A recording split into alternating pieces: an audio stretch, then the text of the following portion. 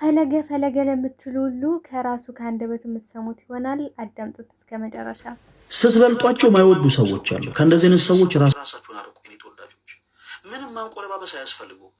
ስትበልጧቸው የሚከፋቸው ሰዎች ካሉ፣ ስትበልጧቸው ራሳቸውን የሚያዞራቸው አረፋ የሚደፍቃቸው ሰዎች ካሉ እመኑ፣ ከነዛ ሰዎች ራቁ። እናንተ የበለጠ ራሳችሁን አብዴት አርጉ። በደንብ አዳምጡ። እንግዲህ የመረራችሁን ቢሆን ዋጡት። ፈለገ አትናቴዎስን ወሬና ሀሜት አያስደነግጠኝም ሲል ተሰምቷል ማለት ነው። ሰላም ጤና ይስጥልኝ ውድና የተከበራችሁ የሰለናት ዩቲዩብ ቻናል ቤተሰብ እንዴት ናችሁ? ደህና ናችሁ ወይ? እግዚአብሔር ይመስገን በጣም ደህና ነኝ። እንግዲህ አዲስ የገባችሁ ሰብስክራይብ፣ ላይክ በማድረግ ቤተሰብ ሆኖ ነባሮች ደግሞ ላይክ ሼር በማድረግ ሌሎች ቤተሰብ እንዲደርስ አድርጉልኝ። እንግዲህ ወንድማችን ፈለገ ተደራጅተውበታል ማለት ነው። እየመረራችሁም ዋጡት እያለ እውነቱን መራራ እውነት እየነገራቸው ነው የሚገኘው ማለት ነው። ወሬና ሀሜት በማውራት ፈለገ አትናቴዎስን ማሸማቀቅ አይቻልም። በማውራት ጊዜያችሁን አታባክኑ።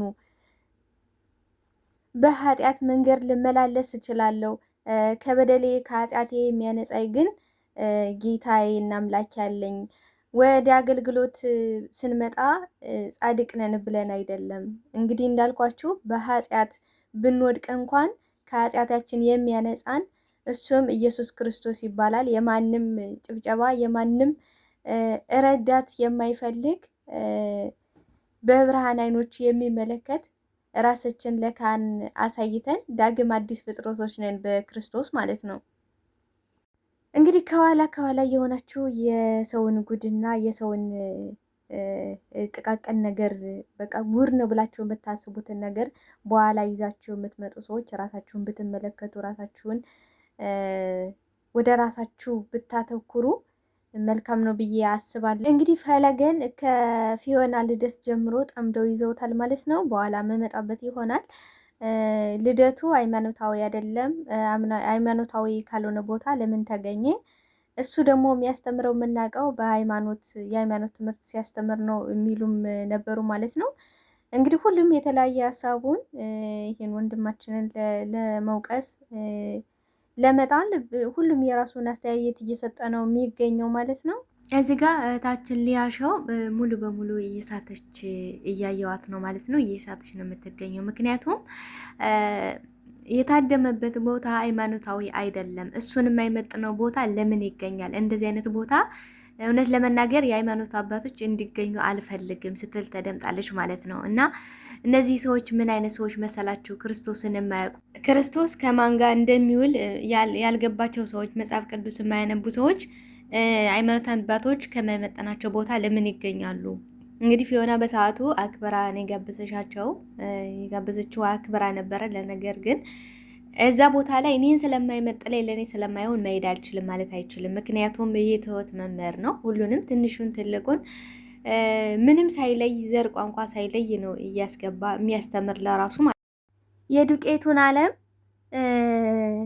እውነቱን ገአድ ስላወጣ እነዚህ ህዝቡ ይሄ ሁሉ የተሰባሰበበት አሁን ይሄ ሁሉ በቃ ውረጅብኝ የሚወርድበት የበታችነት ስሜት ስለተሰማቸው እንደገና ደግሞ ተሰሚነትን ስላገኘ ተወዳጅነትን ስላገኘ ብዙ ሰዎች ፈለገ ስለሚወዱ ስለሚያከብሩት እንደገናም ደግሞ ከመውደዳቸው የተነሳ ብዙ አንበሳን ስለሚያወርዱለት ያ በጣም ደማቸውን አፈላው። ያ ወደ ክርስቶስ የሚያቀርባቸው እነዚህ ተስፋ የቆረጡትን እኔ በጣም ሁልጊዜ ይህ ከመፈጠሩ ይህ ወከባ ምናምን ከመፈጠሩ በፊት ብዙዎችን ፈለገ አትናቴዎስን ሂደው እንዲያዳምጡ በጣም እጋብዝ ነበረ። ለምንድን ነው የምጋብዘው? በጣም ተስፋ የቆረጡ እህቶች በተለያየ ምክንያት ተስፋ ቆርጠው በቃ እኔ ከዚህ በኋላ እኔ ሰው አይደለሁም፣ እኔ መኖር አይገባኝም፣ እኔ ማንም አይወደኝም ያሉትን ተስፋ ሰጥቶ ማለትም ከእግዚአብሔር በታች የእግዚአብሔርን ቃል እያስተማረ ተስፋ ሰጥቶ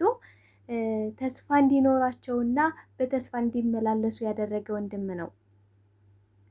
እና ይሄን ሰው እንደዚህ ያደረገን ሰው በዚህ ልክ ሚዲያ ላይ አውጥቶ ማስጣት ተገቢ ነው? ከሱ አልፎ ቤተሰቦቹ ሲዘለፉ በእውነት ከአንድ ሰው ይሄ የሚጠበቅ ነው? ፈለገ ያድርግም አያድርግም ሰው ነው። ሰው እስከሆነ ድረስ በንሳ ይመላለሳል እንጂ ለሚዲያ ወጦ ይሄን የመናገር ግዴታ የለበትም። ያለፈ የህይወት ታሪኩን እያመጣችሁ ዛሬ የምትነግሩን ለምንድን ነው? ከዚህ በፊት ለምን አላመጣችሁትም?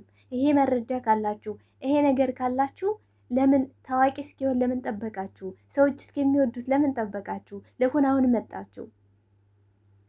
አሁንም ይሄን ማንሳት ለምን አስፈለገ? ምን ለማግኘት ነው? አሁን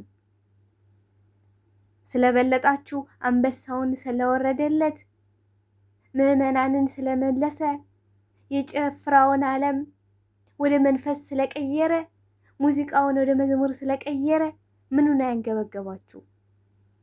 በዚህ ልክ ሊያንገበግባችሁ የቻለው ነገር ምንድን ነው? ፈለገ አትናቴዎስ ያጠፋው ጥፋት ምንድን ነው? ከሰዎች የተለየ የኖረው ህይወት ምንድን ነው? እንደ ሰው ሊሳሳት ይችላል። ኃጢአት የሌለበት ያችን ሴት ምንድን ነው ያለ ጌታ? እች ሴት ዘሙታለች ብለው በጌታ ፊት ይዘዋት መጡ፣ ከሰሷት።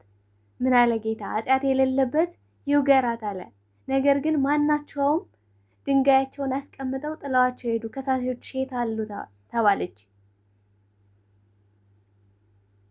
ታዲያ እናንተ ማን ሆናችሁ ነውና ፈለገን የምትከሱት? ማን ስለሆናችሁ? ሰው የራሱን የአይን ያለውን ግንድ ሳያወጣ የሰውን ጉድፍ ቢመለከት ምን ህይወት አለ? ሰዎችን እየከሰሱ እኔ ክርስቲያን ነኝ ማለት ምንድን ነው? ሰዎችን አደባባይ ላይ እያሰጡ እያወረዱ በአለፈ ታሪካቸው እየተዘባበቱ እኔ ክርስቲያን ነኝ። እንዲህ አይነት ክርስቲያንን አይቼው አላውቅም። እንዲህ አይነት የበታችነት ክርስቲያን እኔ አይቼው አላውቅም።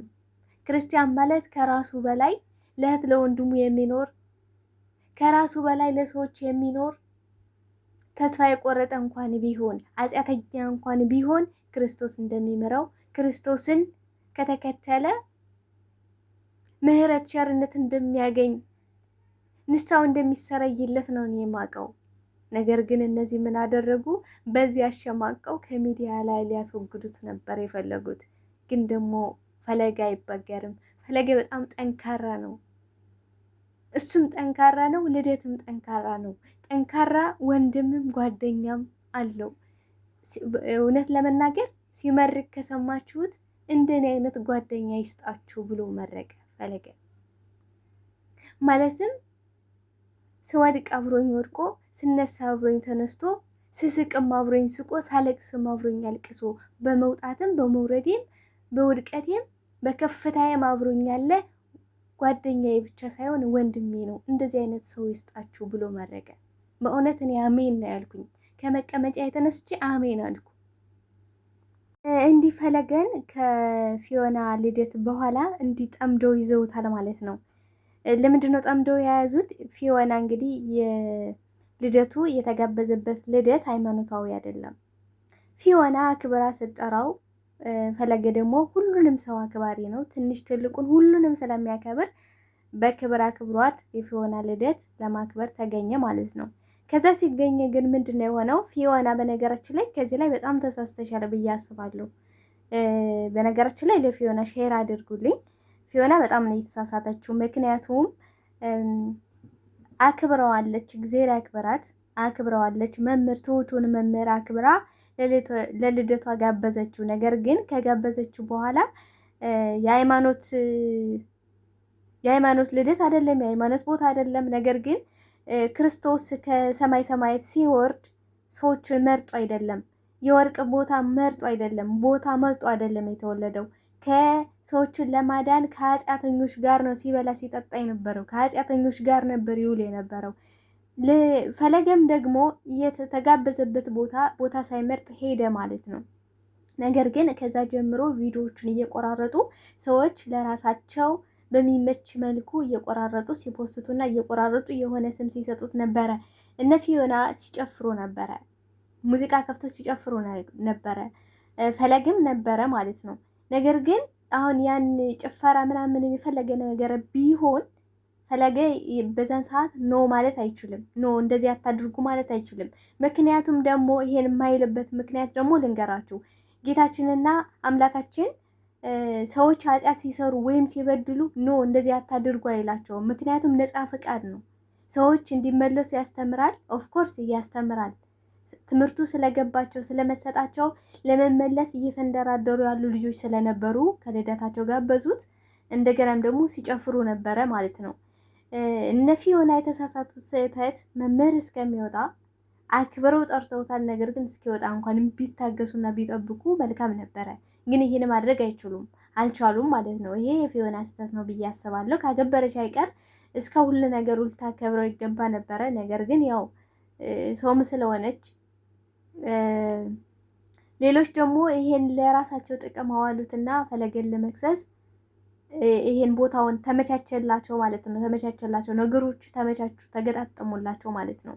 እና ክርስቶስ መርጦ አይደለም የተወለደው። ክርስቶስ ቦታ መርጦ አይደለም። ከኃጢአተኞች ጋር ሲበላ እና ሲጠጣ ፈሪሳውያን ከኃጢአተኞች ጋር ይበላል ይጠጣል ብሎ ሲከሱት ነበረ።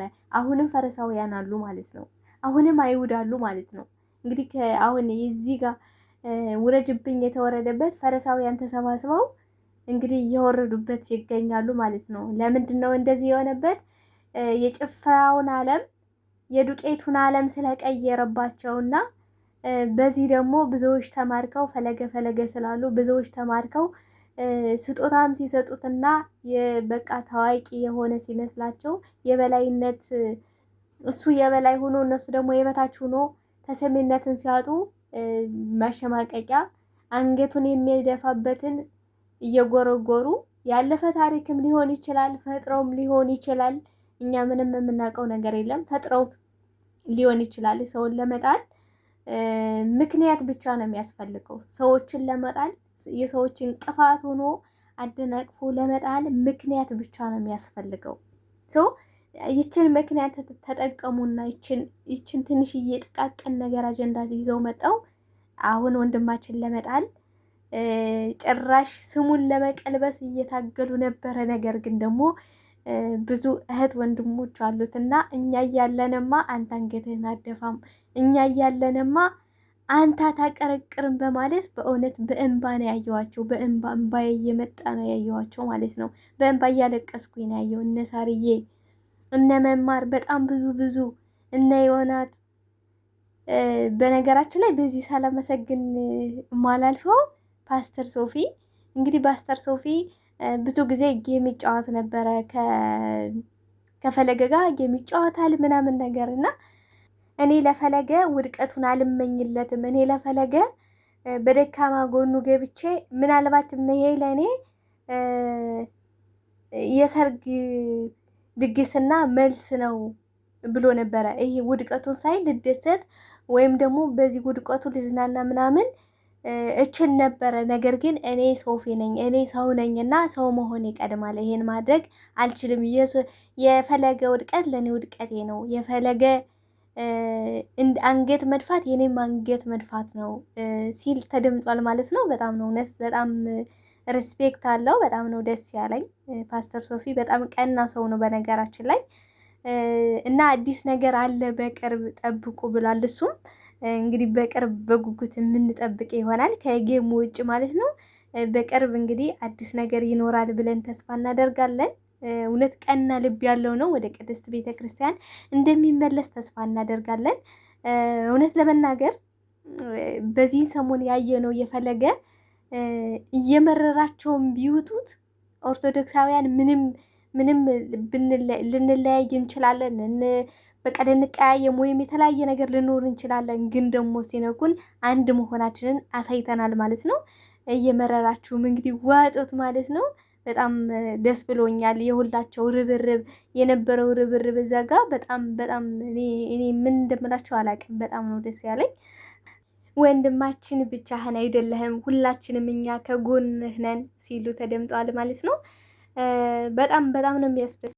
እንደዚህ አንድ ስንሆን እንደዚህ ህብረታችንን ሲሰፋ ሰው የሚያከብረናል፣ አንድነታችንም ይጠነክራል። እና በዚህ ወከባ መሀል ምን ትዝ እንዳለ ታውቃላችሁ? በጣም ደስ ያለኝ ነገር ትልቁ ነገር አንድነታችንን ህብረታችንን አሳይተውናል እና ለእኛ ይሄ ከምንም በላይ ነው እና እውነት በጣም ደስ ብሎኛል። ፈለገ ተጽዕኖ ፈጣሪ ነው። ፈለገ ትችላለህ አባት፣ ቀጥልበት። ለማንም እንዳትበገር። አንተ ከዚህም በላይ ሰርተህ ብዙዎችን መልሰህ እናያለን ገና። እግዚአብሔር አምላክ እድሜ ጤና ጨምሮ ያድለ። ውድና የተከበራችሁ ተመልካቾቼ አብራችሁኝ ስለነበረን ቆይታ እጅግ አድርጌ አመሰግናለሁ። በሌላ በአዲስ ቪዲዮ እስካገኛችሁ ድረስ መልካም ጊዜ እየተመኘውላችሁ ላይክ በማድረግ ይህን ቪዲዮ ላይክ፣ ሼር፣ ሰብስክራይብ በማድረግ ሌሎች ቤተሰብ እንዲደርስ አድርጉልኝ። ቤተሰብ ያልሆናችሁም ቤተሰብ ቤቱን ሰብስክራይብ በማድረግ ቤተሰብ ሁኑ፣ እኛ ጋር ተቀላቀሉ። ሁላችሁንም ወዳችኋለሁ፣ አከብራችኋለሁ። ስለምታበረታቱኝ ከጎን የሆናችሁ አይዞሽ ስለምትሉኝ ሁላችሁንም እውነት ቃላት የለኝም። እጅግ አድርጌ ነው ማመሰግናችሁ። በሌላ በአዲስ ቪዲዮ እስካገኛችሁ መልካም ጊዜ መልካም ቆይታ እመኝላችኋለሁ። ባይ ባይ።